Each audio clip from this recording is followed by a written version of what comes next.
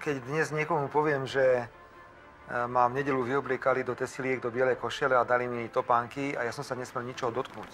Ja som nemohol kopnúť ani do lopty. Jedinú zábavu, ktorú som mal, tak to bola možnosť ísť na futbalový zápas a pozrieť dospelých, ak teda hrali práve vtedy doma tí dedinčania, tak tomuto už nerozumie. Dnes je život na dedine možno iný, ako to bolo pred, povedzme, 35 alebo 30 rokmi. Predovšetkým chcem povedať, že ja o tom dosť málo hovorím, ale možno na to je teraz priestor povedať, že pochádzam z rodiny, ktorá bola veľmi silne orientovaná katolícky. A v rodine, tak už sú zväčša po smrti všetci, súperi do mňa slovne kopú prakticky každý deň. A ja by som si rád kopol. 15. marca volíme hlavu štátu, kompetentného, skúseného a medzinárodne rešpektovaného štátnika s hlbokým vzťahom k Slovensku, ktorý je aktívny a presadzuje spoločné riešenia v záujme ľudí.